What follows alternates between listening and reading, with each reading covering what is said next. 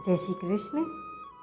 मदनुग्रहाय परमं गुह्यमध्यात्मसंगीतं यत्त्वयोक्तं वचस्तेन मोहोऽयं विगतो मम। अध्याय 11 श्लोक 1 व्याख्या। भगवान की कृपा का अनुभव करके अर्जुन भाव विभोर हो उठे और कृपा का रहस्य प्रकट करने के लिए जब अत्यधिक प्रसन्नता से बोले तब नियम का ख्याल न रहने से यह श्लोक 33 अक्षरों का आया है, जबकि गीता भर में अनुष्टुप छंद वाले श्लोक 32 अक्षरों के ही आए हैं। तात्पर्य है कि अत्यधिक प्रसन्नता होने पर नियम का ध्यान नहीं रहता। मदनुग्रहाय, मेरा भजन करने वालों पर कृपा करके मैं स्वयं उनके अज्ञानजन्य अंधकार का नाश कर देता हूँ। गीता 10वें अध्याय का 11वां श्लोक। यह बात भगवान ने केवल कृपा परवश होकर कही। इस बात का अर्जुन पर बड़ा प्रभाव पड़ा, जिससे अर्जुन भगवान की स्तुति करने लगे। 10वें अध्याय के 12वें से 15वें श्लोक तक ऐसी स्तुति उन्होंने पहले गीता में कहीं नहीं की। उसी का लक्ष्य करके अर्जुन यहाँ कहते हैं कि केवल मेरे पर कृपा करने के लिए ही आपने ऐसी बात कही है। ऐसा तो पहले अध्याय से लेकर यहाँ तक भगवान ने जो कुछ कहा है वह सब कृपा परवश होकर ही कहा है। वास्तव में भगवान की संपूर्ण क्रियाओं में कृपा भरी रहती है, पर मनुष्य उसे पहचानता नहीं। भगवान की कृपा को पहचानने पर भगवत तत्व का अनुभव बहुत सुगमता से और शीघ्रता से हो जाता है।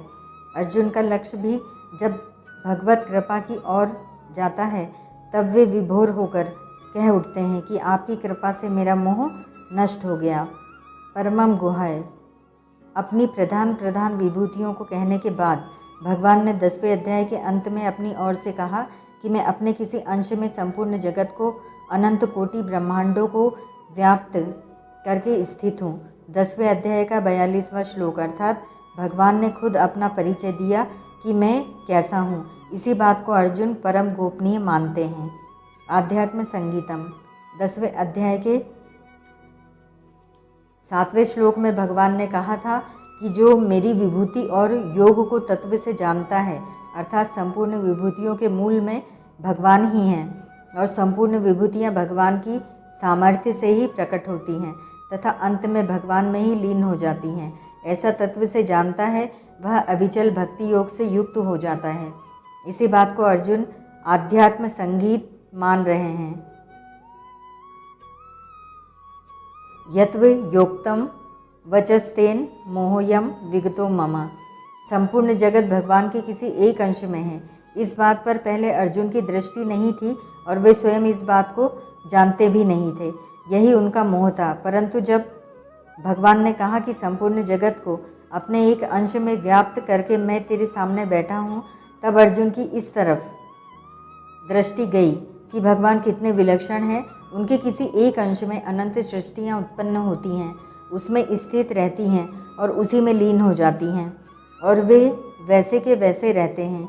इस मोह के नष्ट होते ही अर्जुन को यह ख्याल आया कि पहले जो मैं इस बात को नहीं जानता था वह मेरा मोह ही था। इसीलिए अर्जुन यहाँ अपनी दृष्टि से कहते हैं कि भगवान, मेरा यह मोह सर्वथा चला गया।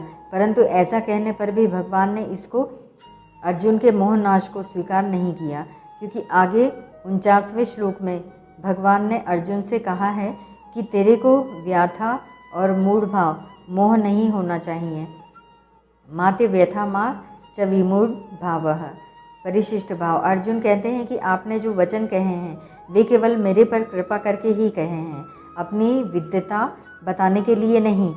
इसमें केवल कृपा के अलावा और कोई हेतु नहीं है। संपूर्ण प्राणियों के आदि, मध्य तथा अंत में मैं ही हूँ।